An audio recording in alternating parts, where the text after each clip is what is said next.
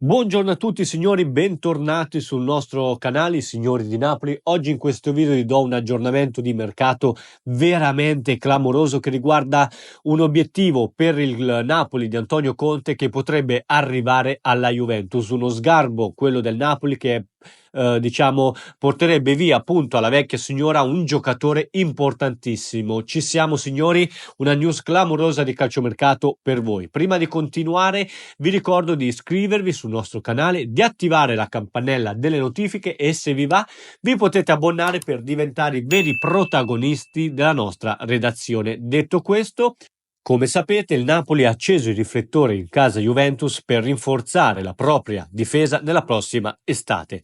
Il direttore sportivo Giovanni Manna guarda al passato e ha puntato proprio lui, signori, Federico Gatti, il centrale classe 98 del quale quando era in bianconero è stato uno dei principali promotori per portarlo a Torino dal Frosinone. Adesso lo vorrebbe in azzurro, al momento è soltanto un'idea come riporta anche Alfredo Pedullà, ma scopriamo insieme tutti i dettagli su questa trattativa che sta prendendo sempre più piede.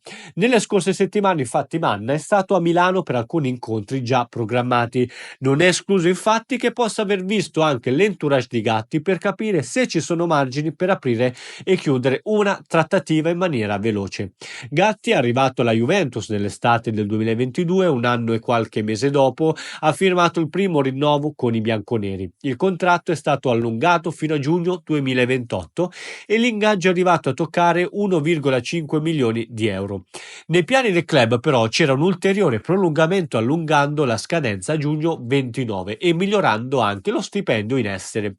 I dialoghi sono andati avanti appunto in questi mesi, trovando anche una bozza d'intesa tra le parti, ma la firma, attenzione signori, perché non è ancora arrivata. La società infatti ha deciso di mettere in stand-by tutti gli eventuali rinnovi e situazioni legate ai giocatori a causa della brutta annata della Juve direttamente nella prossima estate che probabilmente vedrà una rivoluzione totale della Juventus.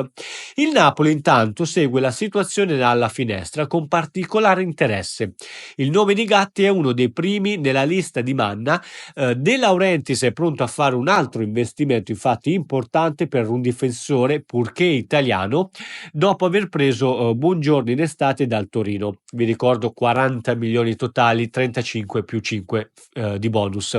Intanto il Napoli ha già bloccato, come vi ho raccontato, Luca Marianucci, difensore classe 2004 dell'Empoli, ma sarebbe pronto ad affondare il colpo per Gatti della Juventus.